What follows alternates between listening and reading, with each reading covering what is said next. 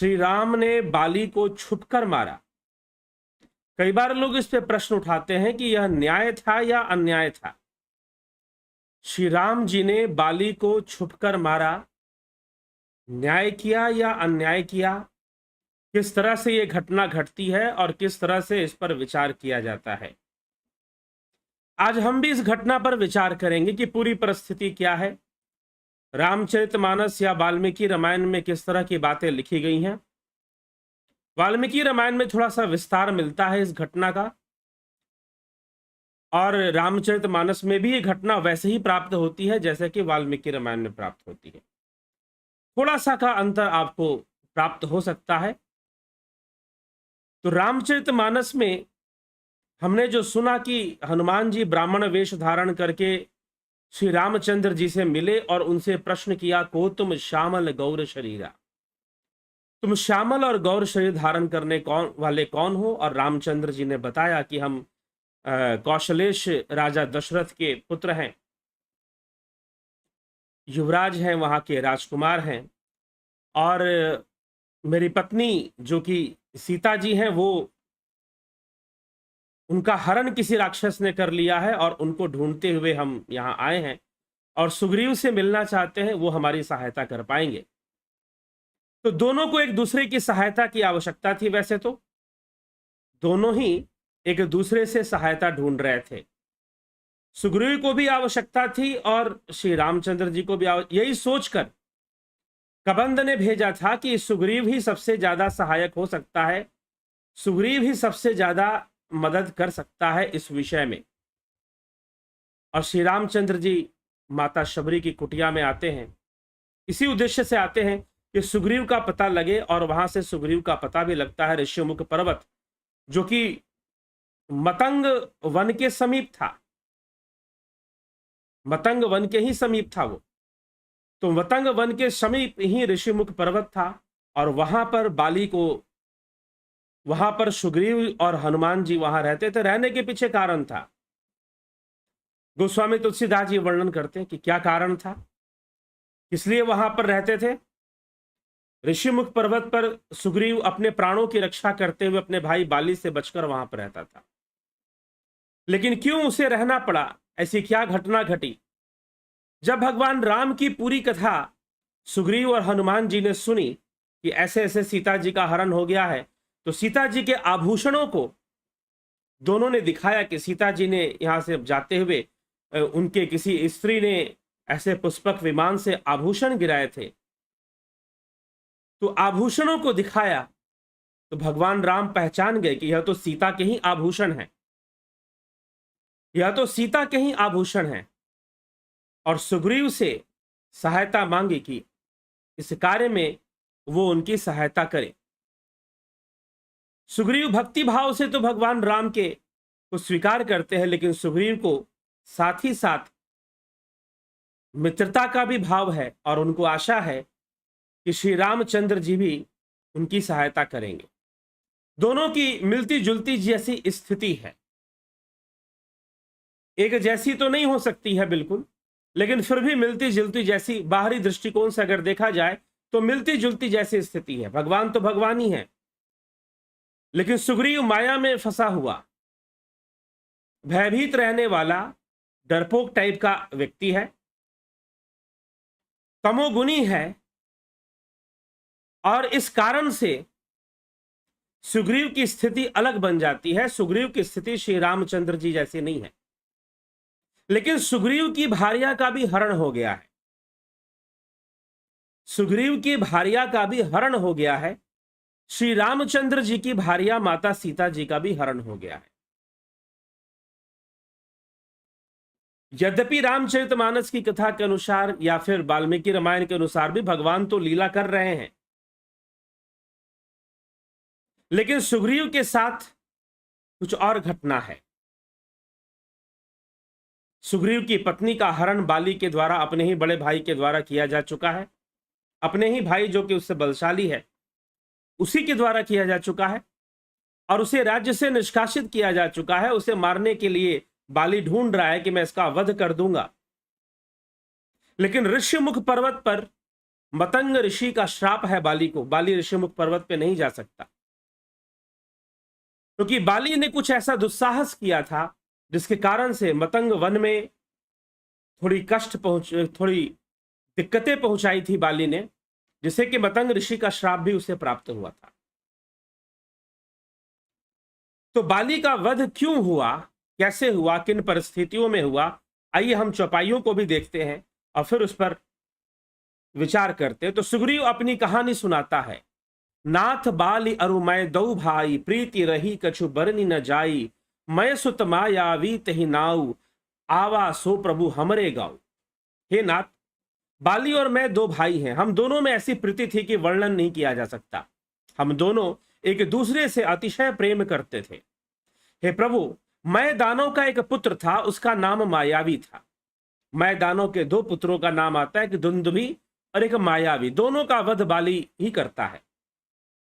तो एक बार वह हमारे गांव में आया था। अर्धरात्रि पुर द्वार पुकारा बाली रिपु, अर्धरात्रि पुर द्वार पुकारा बाली रिपु, बल सही न पारा, धावा बाली देखी सो भागा, मैं पुनि गयो बंधु संग लागा। उसने आधी रात को नगर के फाटक पर आकर ललकारना शुरू कर दिया। बाली शत्रु की ललकार को सह नहीं सका, वह दौड़ा, उसको देखकर मायावी भागा। मैं भी भाई के संग लग चला और हम दोनों भाइयों को देखकर मायावी राक्षस जो था वो भागने लगा। गिरबर गुहा पैठ सो जाई, तब बाली मोहि कहा बुझाई, परिखे सो मोहि एक पखवारा, नहीं आवऊं तब जान सुमारा। वह जो राक्षस था मायावी एक गुफा में जाकर घुस गया। तब बाली ने मुझे समझाकर कहा कि देखो भाई, एक पखवाड़े तक मतलब 15 दिन तक तुम मेरी यहां पर राह देखना, इस गुफा के द्वार पर मेरी राह देखो, तुम यहीं रहो, मैं जाता हूं उस मायावी राक्षस का वध करके आता हूं।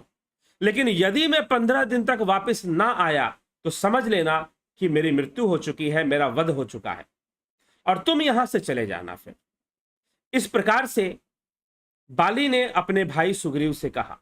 मास दिवस तह रहु खरारी, निशिचर रुधिर धार तह भारी, बाली हतेशी मोहि मारही आई, सिला दई तह चले ऊपर आई। हे खरारी, हे प्रभु, मैं वहां महीने भर तक रहा। बाली ने कहा 15 दिन तक रहना, लेकिन मैं महीने भर तक उस गुफा के द्वार पर रहा। मास दिवस तह रहु खरारी, उस गुफा के पास मैं 15 दिन नहीं महीने भर तक रहा, और महीने भर बाद 1 मास बाद मैंने गुफा से रक्त की धारा बहती हुई देखी, लेकिन मेरा भाई बाली आता हुआ नजर नहीं आया। तब मुझे लगा कि लगता है बाली नहीं आएगा और यह रक्त की धारा बाली की ही है, बाली का वध हो चुका है। तब मैंने सोचा कि यह मायावी राक्षस आकर बहुत परेशान करेगा, इसीलिए मैंने एक बहुत बड़ा पत्थर, एक शिला उस गुफा के द्वार पर रख दिया और वहां से मैं निकल गया, भाग गया। मंत्रिणपुर देखा बिनु साई, दिनहु मोहि राज बरी आई, बाली ताहि मारी गृह आवा, देखी मोहि जी भेद बढ़ावा। मंत्रियों ने नगर को बिना स्वामी का देखा, मुझको तब जबरदस्ती राज्य दे दिया, मुझे राजा बना दिया। बाली उसे मारकर घर आ गया, मुझे देखकर उसने जी में भेद बढ़ाया, उस राक्षस को मारकर, और मुझ पर बहुत ही संदेह किया। रिपुसम मोहि मारसी अति भारी, हरि लिन्हस्य सर्वसु अरुनारी, ताके भय रघुवीर कृपाला, सकल भुवन में फिरऊं बिहाला। उसने मुझे अपना शत्रु मान लिया और राज्य का लोभी मान लिया और बहुत अधिक मुझे मारा, मेरा सर्वस्व मुझसे छीन लिया, मेरा अधिकार, मेरी पत्नी, मेरी स्त्री का हरण कर लिया। हे कृपालु रघुवीर, मैं उसके भय से समस्त लोकों में बेहाल होकर फिरता रहता हूं। यहां सांप बस आवत नाही, तदपि सभित रहूं मन माही, सुन सेवक दुख दीन दयाला, फरकी उठे द्वय भुजा विशाला। वह शाप के कारण यहां नहीं आता तो भी मैं मन में भयभीत रहता हूं। सेवक का दुख सुनकर दीनों पर दया करने वाले श्री राम जी की दोनों विशाल भुजाएं फड़क उठी कि बाली ने बहुत ही अन्याय किया तुम्हारे साथ। क्यों अन्याय किया? क्योंकि इसमें तुम्हारा कोई दोष नहीं था। मंत्रियों ने सुग्रीव को राजा बना दिया, मंत्रियों ने सुग्रीव को राजा बना दिया, परंतु बाली को यह देखा नहीं गया और बाली ने सुग्रीव को वहां से मार के भगाया और साथ में उसकी पत्नी का भी हरण कर लिया। सुनि सुग्रीव मारियहु बाली, एक ही बाण ब्रह्म रुद्र शरणागत गए न उबरहि प्राण। हे सुग्रीव सुनो, सुनो सुग्रीव, मारियहु बाल ही एक ही बाण, ब्रह्म रुद्र सरनागत गए, ना उबर ही प्राण। कि एक ही बाण से मैं बाली को मार दूंगा, ब्रह्मा और रुद्र की शरण में जाने पर भी उसके प्राण नहीं बचेंगे। मैं तुम्हें यह वचन देता हूं। और बाली के ऐसे करतूत को सुनकर भगवान श्री रामचंद्र जी ने वचन दे दिया सुग्रीव को कि मैं बाली का वध करूंगा, क्योंकि उसने जो भी कर्म किया है वो अनुचित कर्म किया है। अपने छोटे भाई की पत्नी का हरण कर लेना, जो कि कन्या समान, पुत्री समान या बहन के समान होती है, और फिर तुम्हारे राज्य से, तुम्हारा जो वास्तविक राज्य है उससे तुम्हें अलग कर देना, तुमसे छीन लेना, यह भी पाप उसने किया है। और साथ ही अपने बहन और पुत्री समान कन्या का हरण भी उसने कर लिया है। जे न मित्र दुख हो ही दुखारी, तिन ही बिलोकत पातक भारी, निज दुख गिरि सम रज करी जाना, मित्रक दुख रज मेरु समाना। जे न मित्र दुख हो ही दुखारी, जो लोग मित्र के दुख में दुखी ना होते, तिन ही बिलोकत पातक भारी। गोस्वामी तुलसीदास जी मित्रता के बारे में समझा रहे हैं। उन्हें देखने से भी बड़ा पाप लगता है। अपने पर्वत के समान दुख को धूल के समान, और मित्र के धूल के समान दुख को सुमेरी पर्वत के समान जाने। अपने पर्वत के समान दुख को धूल के समान, लेकिन मित्र का दुख सुमेरु पर्वत के समान देखना चाहिए कि बहुत बड़ा दुख है, और उसकी सहायता करना चाहिए। और श्री रामचंद्र जी ने ऐसा ही किया, क्योंकि दोनों के बीच में मित्रता हुई है। सुग्रीव चाहता है कि प्रभु आप मेरा कार्य कर दे, मुझे राज्य और स्त्री फिर से दिलवा दे, कम से कम मेरा अधिकार मुझे प्राप्त हो जाए। और उधर सुग्रीव से श्री रामचंद्र जी चाहते हैं कि वो सीता माता की खोज में भगवान राम की सहायता करेगा।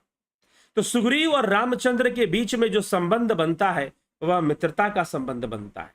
सुग्रीव के मन में भी वही स्वार्थ है और वही भावना है, और मित्रता की ही भावना है, परंतु मित्रता के भाव से कभी ईश कृपा प्राप्त नहीं होती, समर्पण से होती है।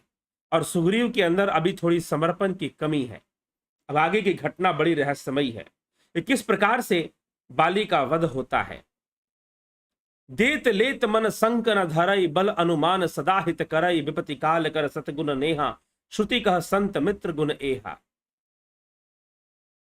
देने लेने में जो शंका ना रखे, अपने बल के अनुसार सदा हित ही करता रहे, विपत्ति के समय तो सदा 100 गुना स्नेह करे।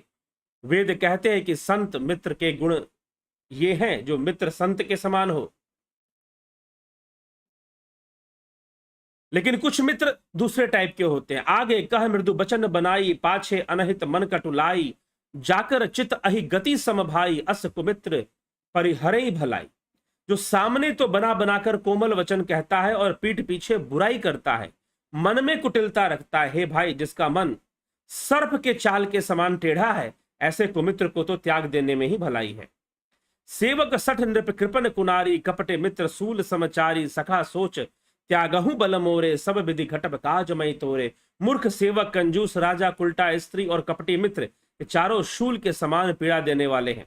हे सखा, मेरे बल पर अब तुम चिंता छोड़ दो, मैं सब प्रकार से तुम्हारे काम आऊंगा। श्री रामचंद्र जी मित्रता का महत्व और मित्रता के गुण सुग्रीव को समझाते हैं। सुग्रीव को क्यों समझा रहे हैं कि सुग्रीव, मैं तुम्हारे साथ ऐसी ही मित्रता निभाने जा रहा हूं, लेकिन ध्यान रखना कि तुम भी मेरे साथ वैसे ही मित्रता ईमानदारी से निभाना। जैसी मित्रता मैं आज निभाने जा रहा हूं, तुम भी मेरे संग वैसे ही मित्रता का निर्वाह करना। इसीलिए मित्रता की विशेषता, मित्र कौन होता है, शत्रु कौन होता है, श्री रामचंद्र जी सुग्रीव को समझा रहे हैं। श्री रामचंद्र जी सुग्रीव को बता रहे हैं कि तुम भी ऐसे ही मित्र बन पाना। लेकिन फिर भी सुग्रीव माया के वशीभूत अपनी मित्रता को बाद में भूल जाता है। जब उसका काम हो जाता है तो भूल जाता है कि मुझे श्री रामचंद्र जी का कौन सा कार्य करना था। ऐसी कथा आती है, हम चर्चा करेंगे बढ़ते हुए क्रम में। परंतु आज बाली का वध कैसे हुआ, क्यों हुआ, तो इस प्रकार से मित्रता के बारे में समझाकर कह सुग्रीव सुनहु रघुबीरा, बाली महाबल अति रणधीरा, दुंदुभि अस्थि ताल दिखराए, बिनु प्रयास रघुनाथ ढाए। सुग्रीव ने कहा कि रघुवीर सुनिए, बाली महान बलवान अत्यंत रणधीर है।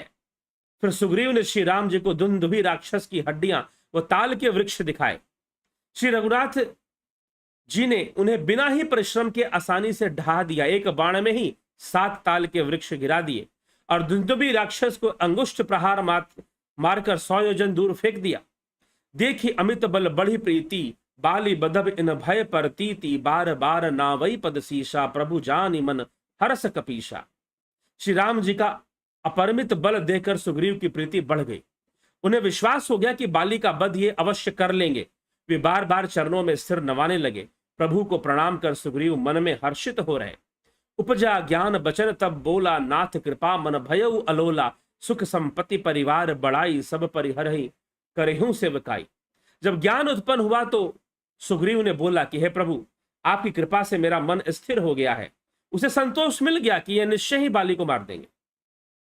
सुख संपत्ति परिवार और बड़ाई सबको त्याग कर मैं आपकी सेवा ही करूंगा, मुझ पर अपनी कृपा बनाए रखें।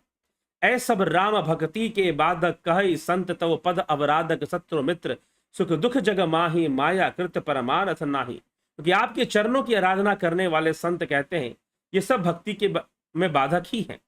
बाली परम हित जासु परसादा, मिलहु राम तुम समन विषादा, सपने जेहि सन होई लड़ाई, जागे समुझत मन सकुचाई।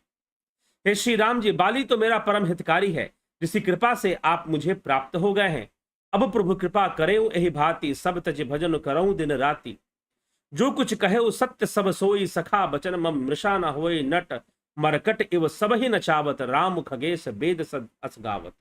तुमने जो कुछ कहा वह सभी सत्य है, परंतु हे सखा मेरा वचन मिथ्या ना होगा। हे पक्षियों के राजा गरुड़, नट के और बंदर की तरह श्री राम जी सबको नचाते हैं, वेद ऐसा ही कहते हैं। लय सुग्रीव संग रघुनाथा, चले चाप सा यज्ञ ही हाथा, तब रघुपति सुग्रीव पठावा, गरज से जाए निकट बल पावा। तदंतर सुग्रीव को साथ लेकर हाथों में धनुष बाण लेकर श्री रामचंद्र जी चल पड़े। तब भगवान राम ने सुग्रीव को बाली के पास भेजा और कहा कि जाओ उसे युद्ध के लिए ललकारो।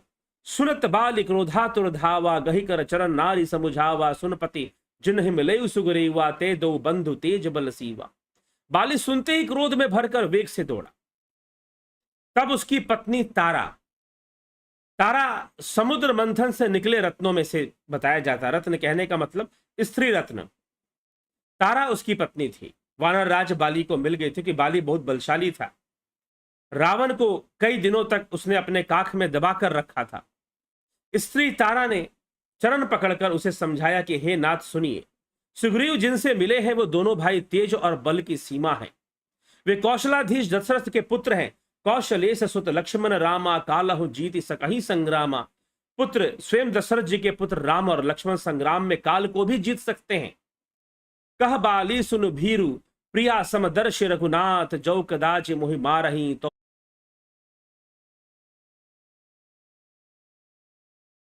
जिज्ञासु मित्रों, बीच में व्यवधान आ गया, डिस्कनेक्शन हो गया था, लेकिन अब फिर से यह लाइव सेशन अब चल पड़ा है। बीच में आपको व्यवधान महसूस हुआ होगा, कोई बात नहीं, आप जुड़े रहें, बने रहें, टिके रहें। तो चर्चा चल रही थी कि बाली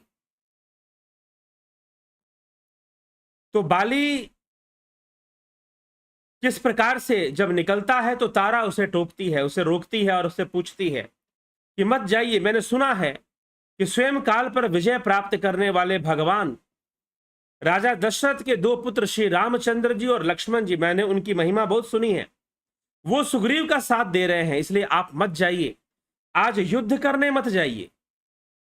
बाली तब उस समय बड़ा सुंदर उत्तर देता है कि तारा क्या कहती हो, कैसी बात कहती हो, कि ऐसा क्यों कहती हो कि वो सुग्रीव का साथ देंगे और मेरा साथ नहीं देंगे।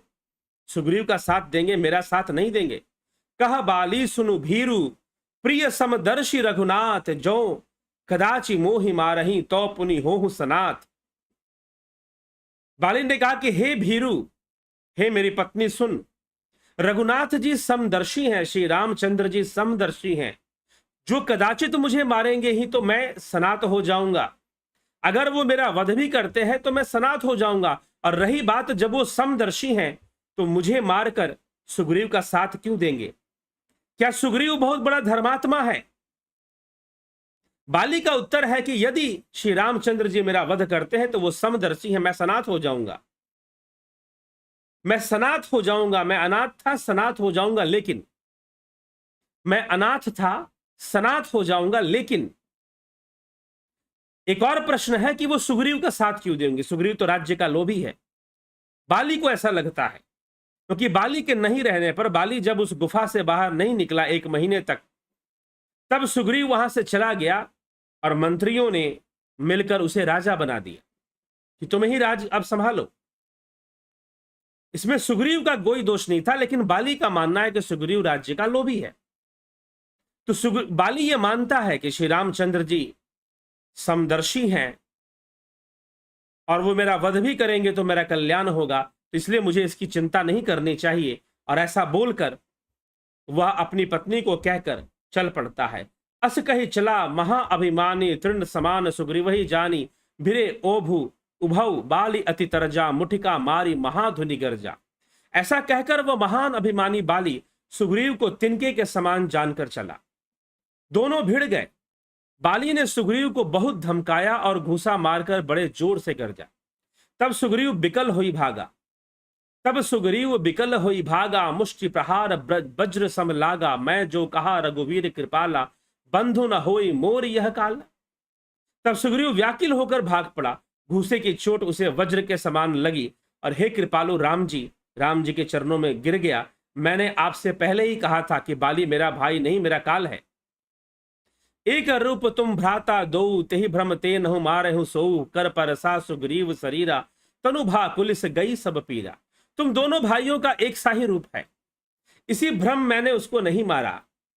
श्री रामचंद्र जी ने कहा कि तुम दोनों भाइयों का रूप तो एक जैसा है, लेकिन फिर भी यहां विचार करना चाहिए कि श्री रामचंद्र जी भी नहीं समझ पा रहे कि बाली कौन सुग्रीव कौन। वो तो अंतर्यामी प्रभु हैं, वो तो सब जानते हैं कि बाली कौन और सुग्रीव कौन। फिर भी वो ऐसा क्यों कहते हैं कि मैं दोनों भाइयों में भेद नहीं कर पाया कि सुग्रीव कौन और बाली कौन। लेकिन अब भेद हो जाएगा। अब बाली और सुग्रीव, अब सुग्रीव बदल गया है। कई बार ईश्वर हमें दुखमय जीवन देते हैं ताकि हमारे अंदर समर्पण भाव आ जाए, हम ईश्वर के प्रति निर्भर हो जाएं, निर्भरा प्रेम हमारे अंदर आए। निर्भर होना, अब तक जो सुग्रीव था उसके अंदर निर्भरा भाव नहीं था। एक भावना होती है, भक्ति में कई भाव होते हैं, मित्र भाव होता है, सखा भाव, पति भाव, पुत्र भाव, कई भाव होते हैं। सुदामा ने सखा भाव से कृष्ण को जाना, मीराबाई ने पति भाव से कृष्ण को जाना था, यशोदा जी ने पुत्र भाव से जाना था। कई भाव होते हैं। तो भाव इसी तरह से एक निर्भरा भाव है कि निर्भरता होनी चाहिए, लेकिन सुग्रीव के अंदर कोई निर्भरता नहीं है। सुग्रीव के अंदर एक सौदा है, एक व्यापार है कि ये मेरी सहायता करेंगे, मैं इनकी सहायता करूंगा। ऐसी सोच रखता है सुग्रीव। सुग्रीव के अंदर कोई प्रेम नहीं है, सुग्रीव के अंदर कोई समर्पण नहीं है। लेकिन जब बाली से युद्ध करते हुए जब बहुत मार खा गया, बहुत पिट गया और देखा कि रामचंद्र जी ने कुछ किया ही नहीं, कोई बाण चलाया ही नहीं, तो जाकर श्री राम जी के चरणों में गिर गया कि प्रभु आप ही तो एक सहारा है, दूसरा मेरा कोई सहारा भी नहीं है, आप ही एक सहारा है और मुझ पे कृपा कीजिए। अब सुग्रीव और बाली में फर्क आ गया है। भगवान सुग्रीव के भाव को भी जानते हैं, बाली के भाव को भी जानते हैं। बाली के मन में भी श्रद्धा है, सुग्रीव के मन में भी श्रद्धा है, बाली के मन में भी श्रद्धा है। बाली से एक पाप हुआ है, लेकिन अब सुग्रीव के मन में मात्र श्रद्धा नहीं है, सुग्रीव के मन में अब समर्पण है। बाली अगर ये जानता था कि वो स्वयं समदर्शी नारायण है, तो क्यों नहीं उनके शरण में चला जाता। लेकिन बाली कभी श्री रामचंद्र जी के शरण में नहीं गया, अगर मगर में लगा रहा। और उसने अपनी पत्नी से कहा कि यदि तू कहती है कि ये राम है, ये नारायण है, तो वो तो समदर्शी हुआ करते हैं, समदर्शी हुआ करते हैं, भला मेरा उससे क्या बिगड़ने वाला है। वो मेरा वध भी करेंगे तो मेरा कल्याण होगा। और दूसरी बात कि वो सुग्रीव का ही साथ क्यों देंगे, मेरा साथ क्यों नहीं देंगे। सुग्रीव में ऐसा विशेष क्या है? तो सुग्रीव में ऐसा कुछ भी विशेष नहीं है, सही बात है। सुग्रीव भीरू है, सुग्रीव डरपोक है। सुग्रीव ठीक है, बल के समान बाली की तरह नहीं है, लेकिन वो बल अर्जित कर सकता है। बाली से युद्ध करने के लिए तपस्या कर सकता है, बहुत कुछ कर सकता है। दूसरे विकल्प हैं, अगर यदि बाहुबल ना हो तो बुद्धि का बल भी बहुत बड़ा बल होता है, बहुत बड़ा शस्त्र होता है बुद्धि का बल। लेकिन सुग्रीव के अंदर कोई समर्पण भाव नहीं है, एक मित्र भाव है, वो भी सौदा कर रहा है, व्यापार कर रहा है भगवान के साथ। इसीलिए भगवान राम ने कहा कि दोनों एक जैसे ही हैं, तो किसको मारे किसको ना मारे। भले एक मित्र बन गया है, एक मित्र बन गया है, और एक ना मित्र है ना शत्रु है। बाली श्री रामचंद्र जी के लिए ना मित्र है ना शत्रु है, लेकिन फिर भी मन में एक श्रद्धा रखने वाला है। अज्ञानतावश भले ही अहंकारवश वो श्री रामचंद्र जी के शरण में नहीं जा रहा, ये कहते हुए भी कह भी रहा है कि भगवान तो साक्षात समदर्शी होते हैं, वो मेरा वध क्यों करेंगे, और अगर करेंगे भी तो मैं सनाथ हो जाऊंगा, मुझे इसकी चिंता नहीं। अपनी पत्नी को यही उत्तर देता है बाली। तो बाली जानते हुए भी अनजाना बन रहा है। उसे चाहिए था कि वो राम की शरण में चला जाए और राम के शरण में जाकर अपने किए हुए का पश्चाताप करे, तो हो सकता है प्रायश्चित करे, पश्चाताप करे, तो फिर उसे क्षमा भी मिल जाए। लेकिन बाली ऐसा कुछ भी नहीं करता। बाली ये जानते हुए भी कि रामचंद्र जी सहयोग कर रहे हैं सुग्रीव का, वो कुछ भी नहीं करता। उसे अहंकार है, उसको वरदान प्राप्त है कि जो भी उससे युद्ध करेगा उसका आधा बल उसमें आ जाएगा, उसका आधा बल उसमें आ जाएगा, और वो व्यक्ति, सामने वाला व्यक्ति बलहीन हो जाएगा और वो आसानी से पराजित कर देगा। और यही होता आया था। इसी प्रकार से रावण को उसने कई दिनों तक अपनी काख में दबा कर रखा, अपनी बाहों में दबा कर रखा उसे। रावण भी भयभीत रहता था बाली से। तो बाली प्रभु के शरण में नहीं गया, और फिर से भगवान राम ने देखा कि अब सुग्रीव मित्र नहीं रहा। सुग्रीव बाली से मार खाकर हताश हो गया, निराश हो गया। लगता है कि कुछ करेंगे नहीं, मुझे मरने के लिए भेज दिया। भगवान राम ने सुग्रीव से कहा कि जा बेटा ललकार। अब सुग्रीव गया ललकारने के लिए, बाली को ललकारा, और जब ललकारा तो बाली ललकारते हुए सुनकर दौड़ के निकला अपने घर से बाहर। घर से बाहर निकला और सुग्रीव पर धावा बोल दिया, आक्रमण कर दिया और सुग्रीव के छक्के छुड़ा दिए। सुग्रीव को लगा कि अब मैं नहीं बचूंगा, अब मेरी मृत्यु निश्चित है। जैसे तैसे जान बचाकर वहां से भागा और राम जी के चरणों में जाके गिर गया। अब सुग्रीव बदल गया।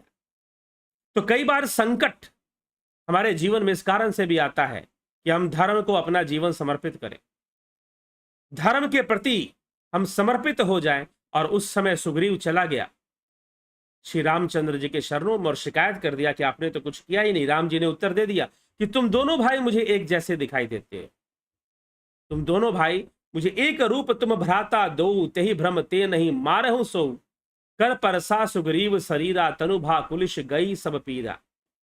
फिर श्री राम जी ने कहा कि तुम दोनों भाई एक सा ही रूप है, इसी भ्रम में मैंने उसको नहीं मारा। फिर श्री राम जी ने सुग्रीव के शरीर पर हाथ से स्पर्श किया, जिससे कि उसका शरीर वज्र के समान हो गया और सारी पीड़ा शरीर की नष्ट हो गई, क्योंकि वो अब समर्पित हो गया। मेली कंठ सुमन कई माला और पुष्प माला गले में डाल दी। पठवा पूनी बल देई विशाला, पुनि नाना विधि भई लड़ाई, बिटप ओट दे कहीं रघुराई। तब श्री राम जी ने सुग्रीव के गले में फूलों की माला डाल दी और फिर उसे बड़ी भारी बल देकर दोनों में पुनः अनेक प्रकार से युद्ध हुआ और कहा कि जाओ ललकारो। ललकारा और दोनों में युद्ध शुरू हो गया। लेकिन अब सुग्रीव ज्यादा बलशाली हो गया, वज्र जैसा उसका शरीर हो गया है। बहुछल बल सुग्रीव कर हिया हारा भय मानी, मारा बाली राम तब हृदय माज सरतानी। सुग्रीव ने बहुत से छल बल किए, किंतु भय मारकर हृदय से हार गया था, लग नहीं रहा था कि जीत पाएगा। तब श्री राम जी ने तान कर बाली के हृदय में बाण मारा। वृक्ष की ओट लेकर कहते हैं कि भगवान ने बाण मारा। बड़ा बिकल मही सर के लागे, पुनि उठी बैठी देखी प्रभु आगे, श्याम गात सिर जटा बनाए, अरुण नयन सर चाप चढ़ाए। बाण के लगते ही बाली व्याकुल होकर पृथ्वी पर गिर पड़ा, किंतु प्रभु श्री रामचंद्र जी को आगे देखकर वो फिर उठकर बैठ गया।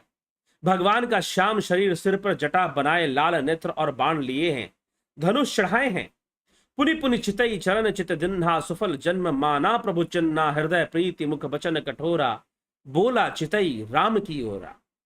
बाली ने बार बार श्री रामचंद्र जी की ओर देखा, चित्त को उनके चरणों में लगा दिया और प्रभु को पहचान कर उसने अपना जन्म सफल माना। उसके हृदय में प्रीति थी पर मुख में कठोर वचन थे। वह श्री राम जी की ओर मन में तो प्रेम, लेकिन मुखों से कठोर वचन बोलता है। धर्म हेतु अवतरहु गोसाई, मारहु मोहि व्याध की नाई। मैं बैरी सुग्रीव प्यारा, अवगुण कवन नाथ मोहि मारा। कि हे नाथ, कौन सा अवगुण आपने मेरे अंदर देखा कि मुझे मार दिया और सुग्रीव आपका प्यारा हो गया। धर्म हेतु अवतरहु गोसाई, कि आपका जन्म तो धर्म की रक्षा के लिए है, आपका जन्म तो धर्म के उत्थान के लिए है। मारे हूं मोहि व्याध की नाई, मुझे व्याध की तरह आपने मारा है, छुप के मारा है। जैसे एक शिकारी शिकार करता है जंगल में, वैसे आपने मेरा वध किया है। मैं बैरी सुग्रीव प्यारा, और मैं बैरी हो गया और सुग्रीव आपका प्यारा क्यों हो गया प्रभु। अवगुण कौन नाथ मोहे मारा। हे नाथ, मेरे अंदर कौन से अवगुण हैं जिससे कि आपने मुझे मारा है, मुझे बताइए। अब बाली जवाब मांगता है भगवान श्री रामचंद्र जी से। उसके मन में प्रश्न है कि मुझे क्यों मारा गया, क्योंकि वो चाहता था कि राम उसके पक्ष में हो, क्योंकि राम के शत्रु और बाली के शत्रु एक ही हैं। बाली भी रावण के लिए शत्रु थे और राम जी तो शत्रु बन गए हैं, अब बन गए हैं। जब से सीता जी का हरण रावण ने किया है, तब से भगवान श्री राम भी रावण के शत्रु बन गए हैं, परंतु बाली तो पहले से ही शत्रु था। बाली ने, अब यहां पर बहुत कुछ वर्णन आता है, अगर वाल्मीकि रामायण पढ़ेंगे तो बाली कहता है कि अगर आप एक बार मुझे कह देते, मैं गधे की तरह उसे पकड़ के ले आता, रावण को घसीटते हुए ले आता, आपके चरणों में डाल देता, कुछ ही देर में सारा काम हो जाता। और बाली इतनी सामर्थ्य रखता था कि रावण को कान पकड़ के ले आए और श्री राम जी के चरणों में बिठा दे। इतना दमखम वो रखता था बाली। लेकिन फिर भी यहां बाली ने कहा कि मुझे जानते हुए भी आपने मेरा वध किया। आप जानते थे कि मैं आपकी सहायता कर सकता हूं, सुग्रीव से ज्यादा बेहतर सहायता मैं आपकी कर सकता हूं, लेकिन फिर भी प्रभु आपने मुझे मेरा वध किया क्यों। बाली के मन में प्रश्न है। अगर आप यहां पर राजनीति के दृष्टिकोण से देखोगे, अगर आप पॉलिटिकली देखोगे, राजनीति के दृष्टिकोण से अगर आप देखोगे, तो निश्चय ही बाली एक श्रेष्ठ मित्र हो सकता है। अगर यहां पर राजनीति निभाई जाए तो निश्चय ही भगवान राम को बाली से ही मित्रता करनी चाहिए थी, सुग्रीव से नहीं करनी चाहिए थी, क्योंकि बाली ही सामर्थ्यवान था और राजनीति में सामर्थ्यवान को ही मित्र बनाया जाता है। राजनीति में सामर्थ्यवान की ही सहायता की जाती है और सामर्थ्यवान को ही का ही गुणगान किया जाता है। यही होता आया है, यही चलता आया है। लेकिन भगवान श्री राम कोई राजनीति करने नहीं निकले, भगवान श्री राम न्याय करने निकले हैं, राजनीति नहीं, न्याय करने। और यहां पर जो न्याय था वो न्याय ये नहीं कहता, क्योंकि न्याय कर्म देखता है, राजनीति कर्म ना देखती। इसलिए कई बार राजनीतिक महत्वाकांक्षा वाले लोग बहुत गलत निर्णय लेते हैं। आपने सुना होगा कि कई बार दो विरोधी पार्टियां सरकार बनाने के लिए, सरकारी सुविधाओं का लाभ उठाने के लिए एक साथ होकर सरकार बना देती है, जबकि वो विरोधी होती हैं, अलग अलग विचारधारा की होती हैं, फिर भी वो एक साथ मिलकर सरकार बनाती हैं। तो ऐसा छद्म वेश, छद्म व्यवहार दिखाई देता है। लेकिन यहां श्री रामचंद्र जी, वाल्मीकि रामायण पढ़ेंगे तो उसमें ऐसा वर्णन मिलता है कि बाली दावा करता है कि मैं, अगर मुझे आप बताते तो मैं बहुत कुछ कर देता, बहुत कुछ करके दिखा देता, लेकिन आपने मुझे व्याध की तरह मारना ही उचित समझा, व्याध की तरह मारना ही आपने मुझे उचित समझा, ऐसा क्यों।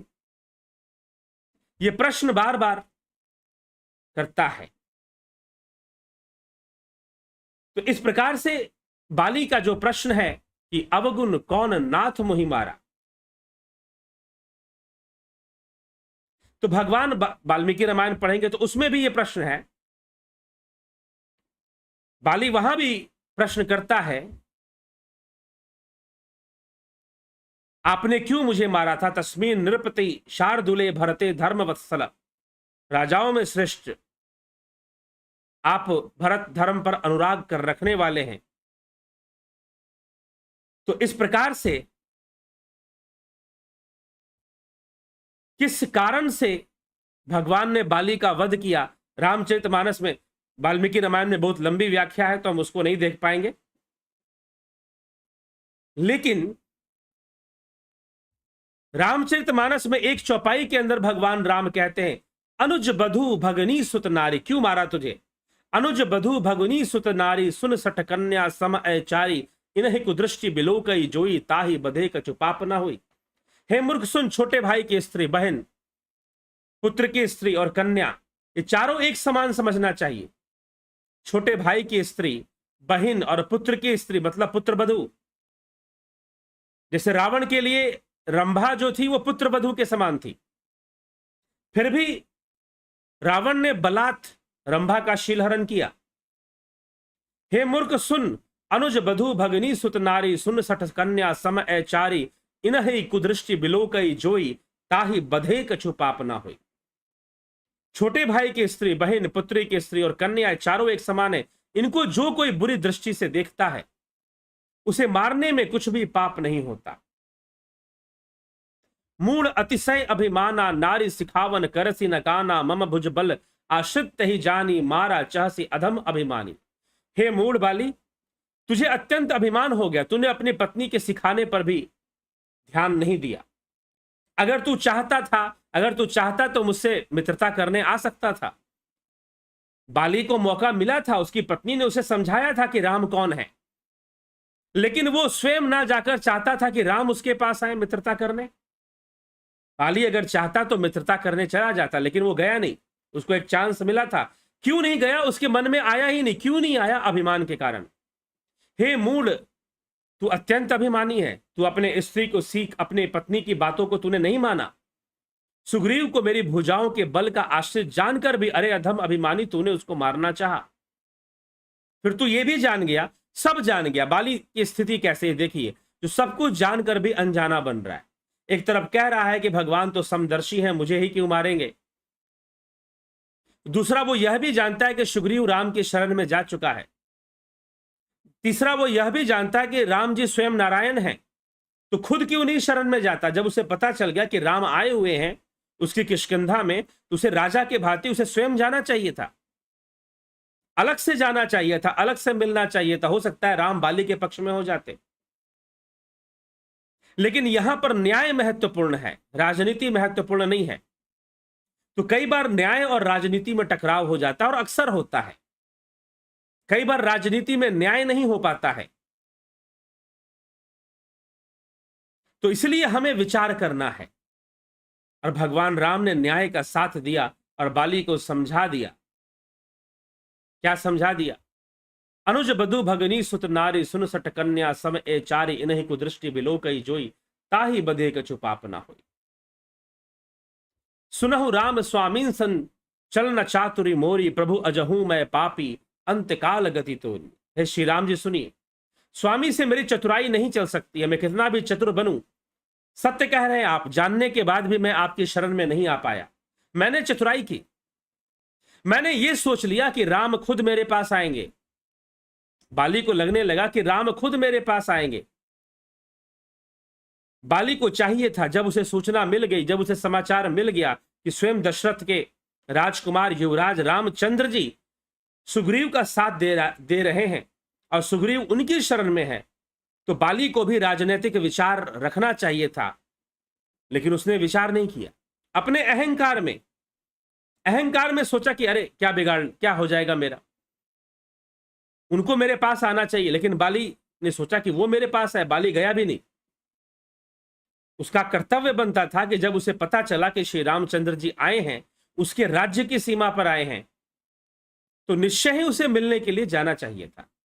लेकिन उस समय बाली नहीं जा पाया। अवसर मिला, खो दिया। पत्नी के समझाने पर भी नहीं समझा। वही रावण वाली स्थिति, रावण की पत्नी ने भी बहुत समझाया उसे। तो इसीलिए रामचरितमानस में इस प्रकार से जो लोग ये कहते हैं कि यहां पर रामचरितमानस में महिलाओं को नीचा करके बताया गया है, नारी को नीचा करके बताया गया है, नहीं। दो प्रसंग आते हैं जहां पर बाली की पत्नी तारा उसे समझाती है, युद्ध के बारे में समझाती है, युद्ध करना है कि नहीं करना है, मत जाइए। मंदोदरी रावण को समझाती है। इसलिए रामचरितमानस कोई नारी विरोधी ग्रंथ नहीं है, बल्कि समाज में और परिवार में नारी का महत्व क्या होता है, रामचरितमानस इसको बखूबी समझाता है। एक रानी का कर्तव्य क्या होता है, एक पत्नी का कर्तव्य क्या होता है, मंदोदरी निभा रही है, तारा भी निभा रही है, सीता जी भी निभा रही है भगवान राम के इस अभियान में साथ देकर। तो इसीलिए किसी पुरुष को कभी यह नहीं चाहिए कि वो अपनी पत्नी को कम करके आके, बल्कि आवश्यकता पड़ने पर जरूरी विषयों पर उसकी सलाह ले, उसके साथ मशवरा करे, ये करना चाहिए। और रानी का जो कर्तव्य होना चाहिए, देवी तारा ने वो निभाया। बहुत समझाने का प्रयास किया कि स्वयं रामचंद्र जी आए हैं, उनसे युद्ध ना करके उनसे मिलने जाना चाहिए, लेकिन बाली ने कभी नहीं सुना। मिलने तो कभी गया ही नहीं। सोचा कि जैसे आए हैं सुग्रीव के पास, मेरे पास भी आएंगे, मैं सुग्रीव को मार दूंगा तो फिर उनसे मित्रता हो जाएगी और तब वो मेरे सामने झुकेंगे। मन में अहंकार और अभिमान भरा हुआ है। साथ में उसने पाप तो कर ही रखा है, अपने नाजायज रूप से अपने भाई के अधिकार को छीन रखा है और उसकी पत्नी का भी हरण कर लिया है, जिसको अपनी बहन और पुत्री के समान उसे समझना चाहिए था। छोटे भाई की पत्नी को अपनी बहन पुत्री के समान समझना चाहिए था, लेकिन वो ऐसा ना समझकर उसका हरण कर लेता है और अंत में फिर जो है उसका वध होता है। भगवान राम कहते हैं कि तुम्हारे लिए वध उचित है। और उस समय वो समझ जाता है कि क्या है। लेकिन बाली के साथ विशेषता यह है कि बाली भली भांति राम जी के चरणों में समर्पित हो चुका है। बाली जानता है कि श्री रामचंद्र जी कौन है, क्या है, और ऐसा कहकर अपने पुत्र अंगद को श्री रामचंद्र जी को समर्पित कर देता है। हे प्रभु, आप समर्पित मेरे पुत्र को अपने कार्य में लगा लीजिए, मेरे पुत्र को अपने कार्य में। सोचिए, मारने वाला तो शत्रु होता है ना, मारने वाला तो शत्रु होता है, लेकिन फिर भी गोस्वामी तुलसीदास जी वर्णन भी करते हैं इस घटना की। जन्म जन्म मुनि जतनु कराही, अंत राम कही आवत नाही, जासु नाम बल शंकर काशी, देत सबही समगति अविनाशी। मुनिगण जन्म जन्म में साधना करते रहते, फिर भी अंतकाल में उन्हें प्रभु का ध्यान, राम नाम का ध्यान नहीं आता, जिनके नाम के बल से शंकर जी काशी में सबको समान रूप से अविनाशिनी गति देते हैं। मन लोचन गोचर सोई आवा, बहुरी की प्रभु अस नहीं बनावा। वह श्री राम जी स्वयं मेरे नेत्रों के सामने आ गए। हे प्रभु, ऐसा संयोग क्या फिर कभी बन पाएगा? और कहकर वंदना करता है। रामचरण दृढ़ प्रीति करी, बाली किन्ह तनु त्याग, सुमन माल जिमि कंठ ते, गिरत न जानई नाग। श्री राम जी के चरणों में दृढ़ प्रीति करके बाली ने शरीर को वैसे ही त्याग दिया जैसे हाथी अपने गले से फूल की माला का गिरना ना जाने कि हाथी के गले से फूल की माला कब गिर गई, वैसे शरीर कब छूट गया बाली को पता भी न चला। राम बाल निज धाम पठावा, नगर लोक सब व्याकुल धावा, नाना विधि विलाप कर तारा, छूटे केस न देह सवारा। इस प्रकार से तारा भी विलाप करने लगे।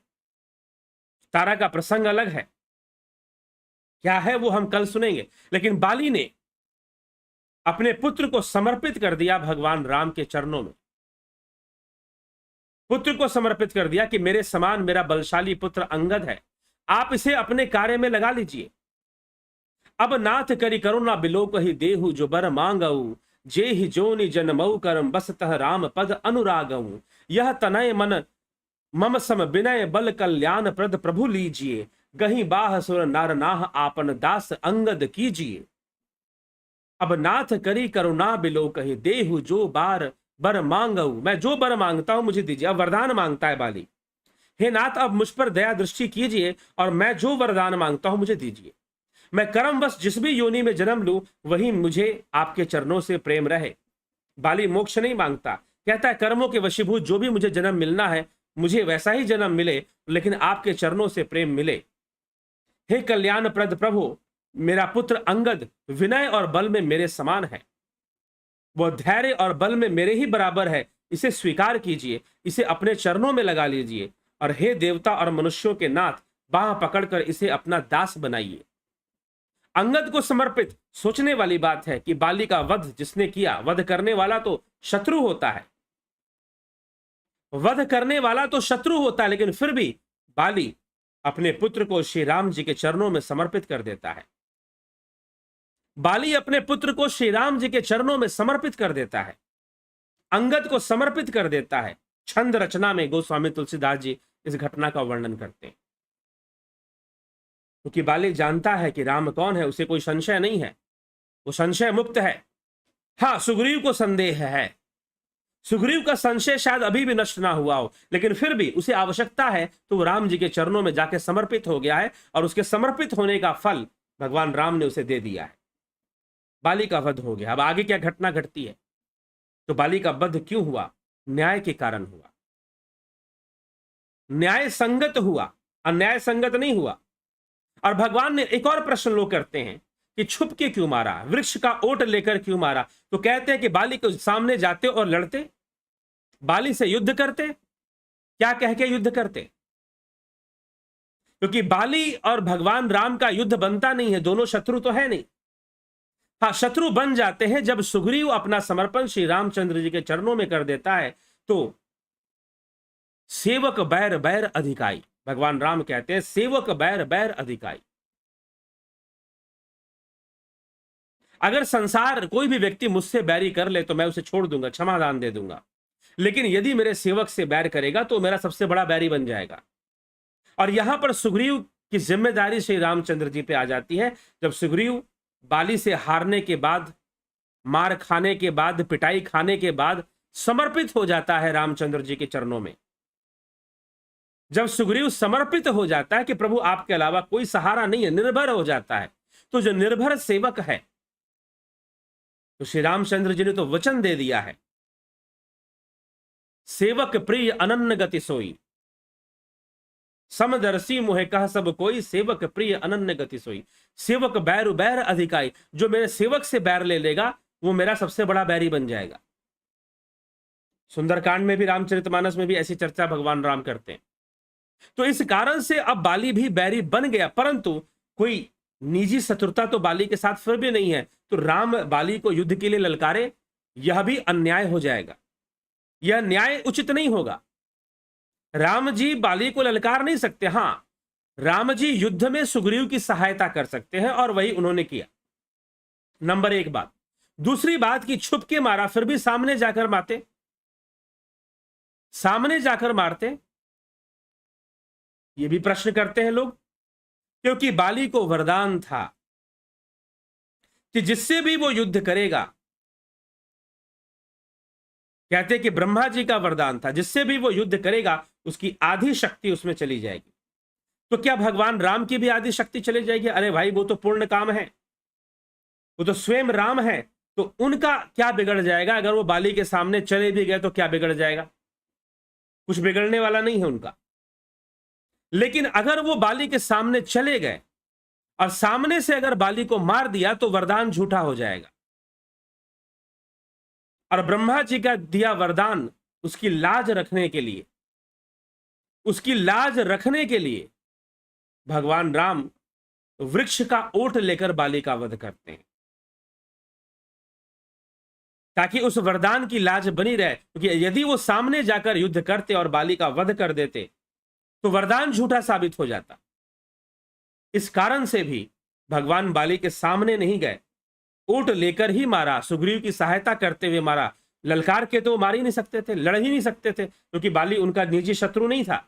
निजी शत्रु तो सुग्रीव का था, और सुग्रीव उनकी शरण में था। हाँ, बाली के ऐसे कर्म थे जिससे कि उसे दंड मिलना चाहिए और सुग्रीव को न्याय मिलना चाहिए। लेकिन फिर भी सुग्रीव भी बहुत कोई आध्यात्मिक और कोई सतोगुणी व्यक्ति नहीं है। लेकिन जब वो समर्पित हो जाता है रामचंद्र जी के शरण में, तो अपने शरण में आए हुए, अपने शरण में आए हुए को वो क्षमा दान करते हैं और उसका कल्याण करते हैं। सन्मुख हो ही जीव मोहि जब ही, जन्म कोटि अग नाश ही तब ही, कोटि विप्र बद लागहु जाहु, आए शरण तजही नहीं ताहु। सुंदरकांड में यह चर्चा आती कि मैं अपने शरण में आए हुए का त्याग नहीं करता हूं। जिसने सब कुछ छोड़कर समर्पण कर दिया, मेरे भरोसे रह गया, मैं उसका त्याग नहीं करता। और इसीलिए भगवान ने सुग्रीव का त्याग नहीं किया और सुग्रीव के पक्ष में ही निर्णय लिया, और उसके साथ जो न्याय होना चाहिए था वो न्याय करते हुए बाली का वध किया। और बाली से गलती क्या हुई कि उसकी पत्नी के समझाने पर भी उसने पत्नी की सीख नहीं मानी। तो जो लोग पत्नी की सीख नहीं मानते, कई बार उनकी दुर्दशा बाली और रावण की तरह भी हो सकता है। एक लख पूत सवा लख नाती, ता रावण घर दिया ना बाती। इकलख पूत सवा लख नाती, ता रावण घर दिया ना बाती। तो जो अपनी पत्नियों की शिक्षा नहीं मानते। हाँ, लेकिन अब भूल मत जानना कि एक पत्नी कैकेयी भी थी। पत्नियों की शिक्षा लेनी चाहिए, लेकिन विवेक से ग्रहण करना चाहिए। एक पत्नी तो कैकेयी भी थी, जो अपने पति को विवश कर रही है, दो वरदान के लिए गलत मांग रख रही है। तो कोई भी बात जब कही जाती है तो उसको रट्टू तोता की तरह रटना नहीं चाहिए, विवेक से समझना चाहिए। तो जो पत्नियां थीं, बाली की पत्नी तारा, रावण की पत्नी मंदोदरी, ये महान स्त्रियां थीं, और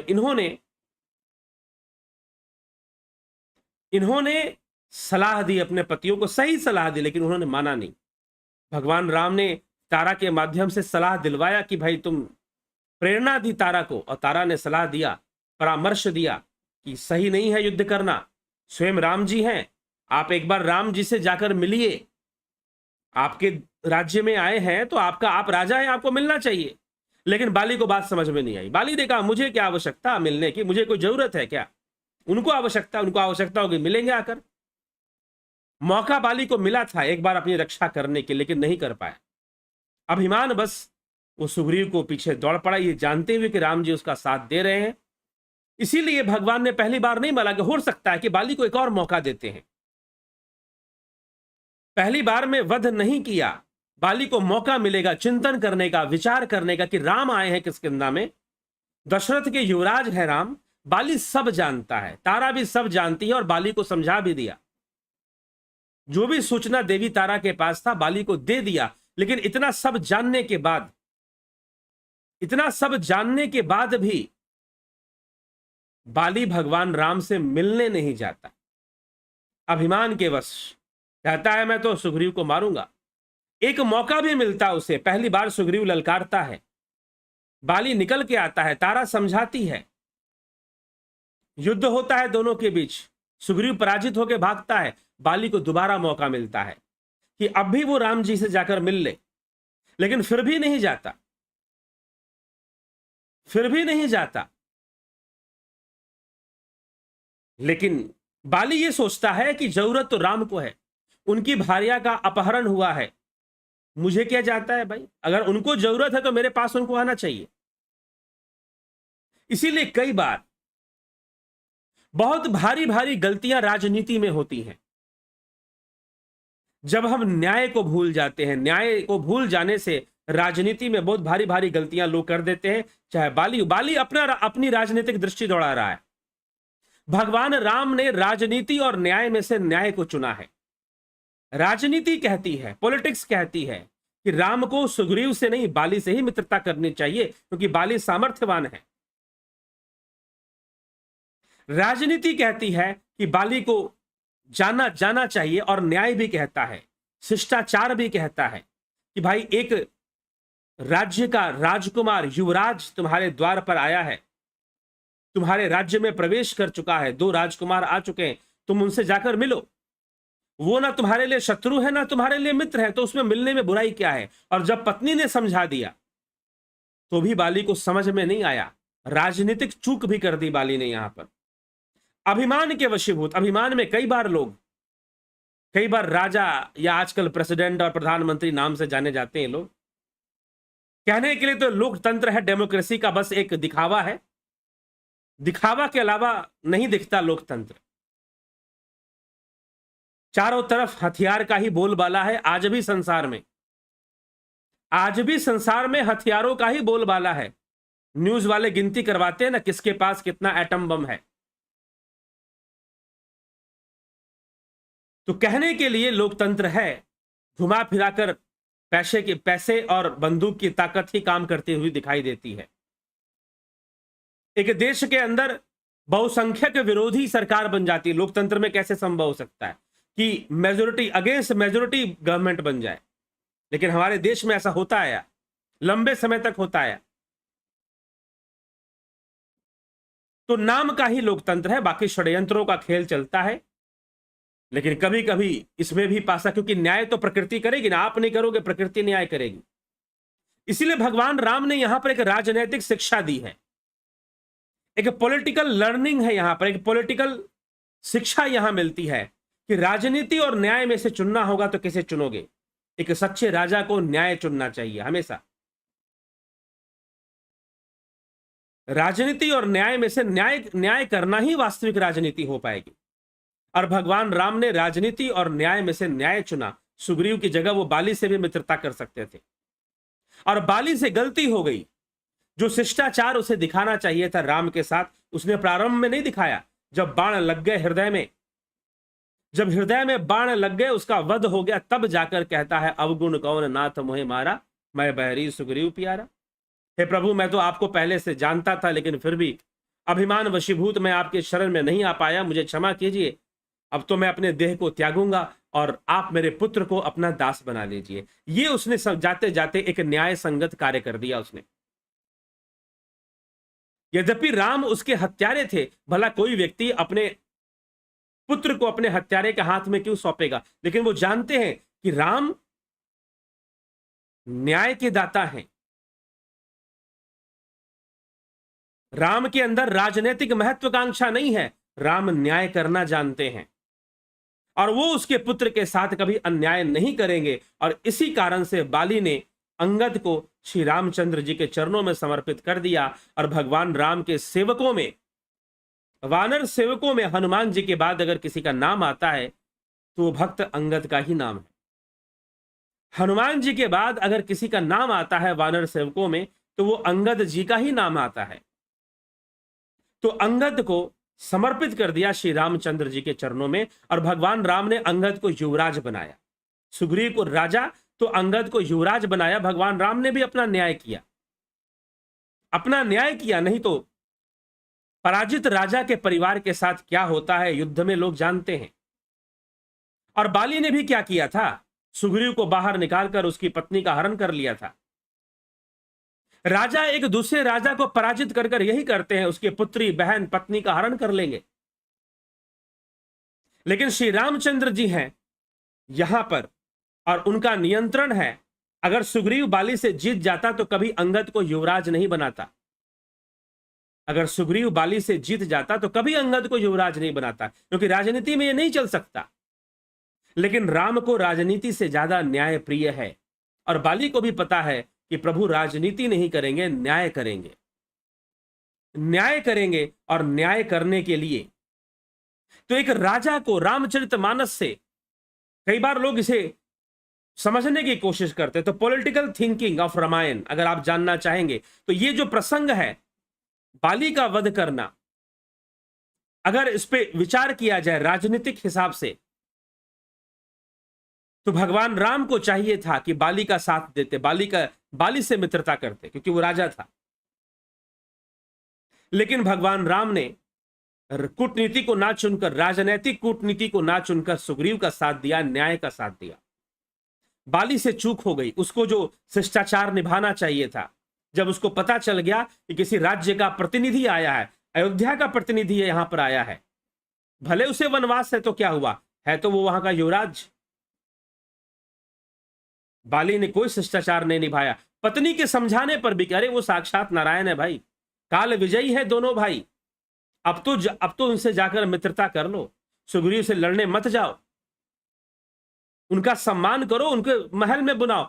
बाली ने कहा कि मैं तो रावण को कांख में दबाने वाला, मैं इतना बलशाली, मुझे किसी की क्या आवश्यकता। होंगे राम, होंगे तो ठीक है, मार देंगे तो ठीक है। बाली ने ऐसे चलते फिरते बात बोल दी, डायलॉग बोल दी तारा को, लेकिन बात सुना नहीं, अनसुना कर दिया अपनी पत्नी की सिखावन को, अपनी पत्नी की शिक्षा को अनसुना कर दिया बिल्कुल। और फिर क्या हुआ? फिर वही हुआ जो होना था उसके साथ, और अंत समय में प्रभु को समर्पित होकर अपने पुत्र को भी समर्पित कर दिया, और समर्पित करके, क्योंकि वो जानता था कि मेरे पुत्र के साथ यहीं पर न्याय होगा, क्योंकि राम न्याय को महत्व देते हैं। तो राजा वो जो राजगद्दी से ज्यादा, राजनीति से ज्यादा न्याय को महत्व दे, न्याय को महत्व दे। आप कहते हो ना राम जैसा राजा होना चाहिए, राम राज्य होना चाहिए। राम राज्य से क्या समझते हैं आप? राम राज्य से क्या समझते हैं? राजनीति करने के लिए तुष्टीकरण नहीं, हत्यारों का साथ देना, मजहब के नाम पर आतंक फैलाने वालों का साथ देना, नेता भी साथ देते, नेताओं ने, मीडिया वालों ने, सबने मिलकर साथ दिया आतंकियों का, तभी तो कश्मीरी हिंदुओं का नरसंहार हुआ। तभी हुआ, मात्र वो अपनी गोली से मार रहे थे? जी नहीं, कोई यहां साथ देने को तैयार भी नहीं था। यहां तक कि अगर वो अगर जवाबदेही कार्रवाई कर दे, बंदूक उठा ले, तो उल्टा सरकार उन्हीं को आतंकवादी घोषित करके बिना आतंक फैलाए, भगवा आतंक का षड्यंत्र देश में रचा जाने लगा बिना आतंक फैलाए। हिंदू आतंकवाद का षड्यंत्र देश में रचना शुरू हो गया बिना आतंकवाद किए ही। तो सरकारें ऐसी थी कि यदि कश्मीरी हिंदू हथियार उठाते भी तो उल्टा उनके ऊपर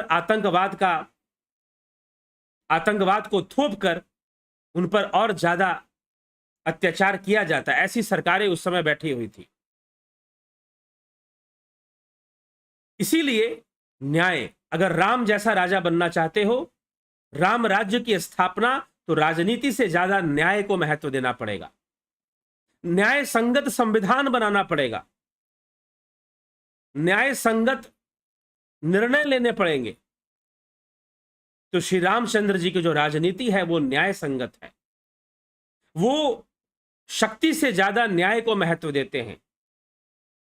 और भगवान राम ने यहां पर भी न्याय को चुना, और बाली को भी विश्वास हो गया कि प्रभु न्याय को चुनते हैं, राजनीति नहीं देखते कि कौन बलशाली, जो बलशाली राजा है उससे मैं मित्रता कर लेता हूं, उसकी चापलूसी करता हूं। राम का यह काम नहीं है,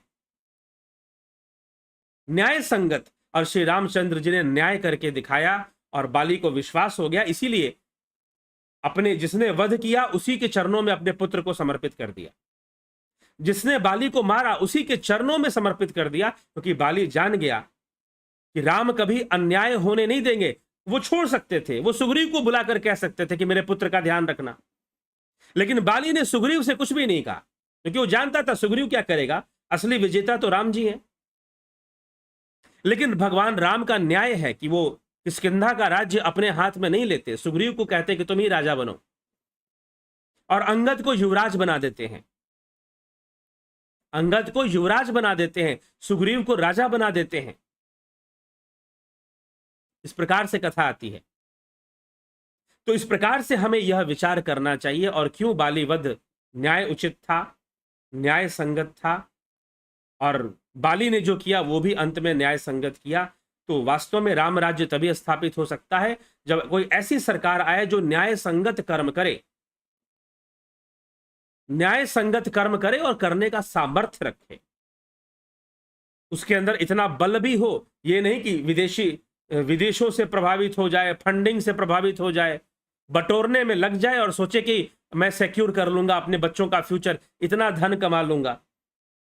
इतना धन क्या कर लोगे भाई? कोरोना जैसा फिर कोई वायरस आएगा, इससे भी ताकतवर वायरस आएगा, अच्छे से अच्छे लोग निकल जाएंगे, क्या कर लोगे?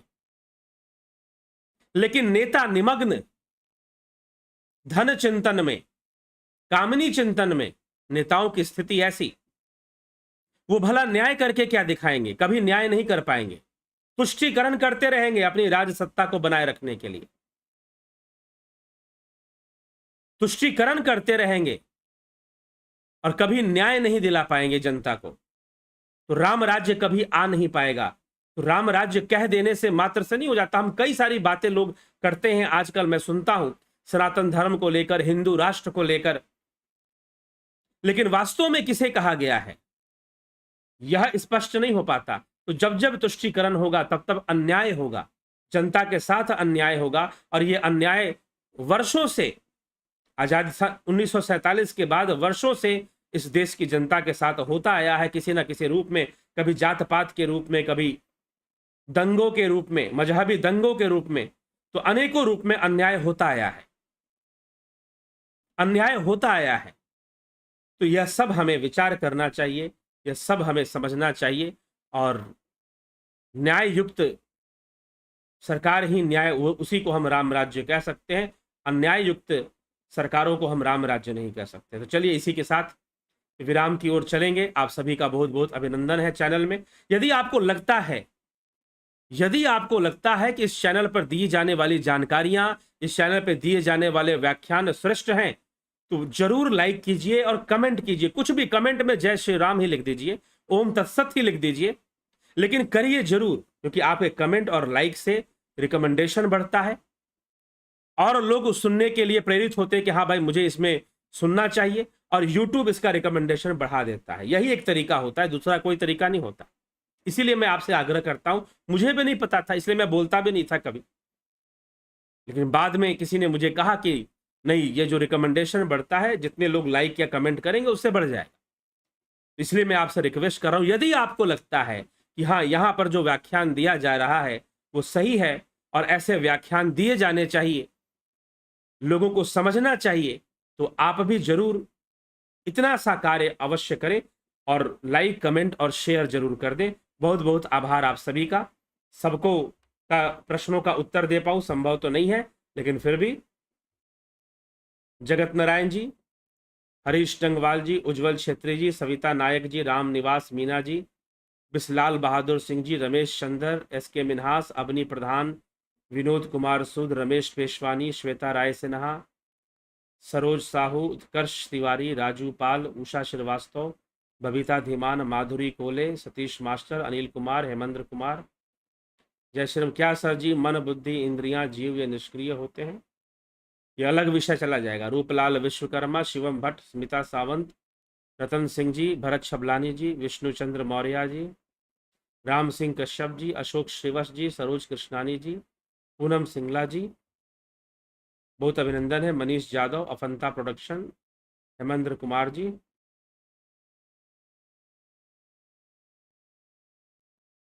सर जी राजा बाली ने सुग्रीव की पत्नी को क्यों छीन लिया? क्योंकि सुग्रीव राजा बन गया था और वो छीन के नहीं बना था। बाली को लगा कि ये दुष्ट मेरा राज्य हड़पना चाहता है।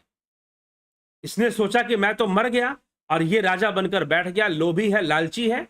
सुग्रीव को अपना शत्रु समझ लिया और समझकर उसकी पत्नी का भी हरण कर लिया, उसे बाहर निकाल दिया। विंदेश्वरी मिश्रा जी, बीकू कुचाड़िया जी, मोहन रावत, जयंती दत्ता, कुंभाराम, बेस्ट फ्रेंड्स, गोविंद प्रसाद नीमा, श्वेता कुमारी जी, विनोद कुमार शर्मा, गणेश पवार, वाशु राजपूत जी, बहुत बहुत अभिनंदन है आप सभी का। आप सभी इसी प्रकार से लाभ उठाते रहें, जुड़े रहें, बने रहें।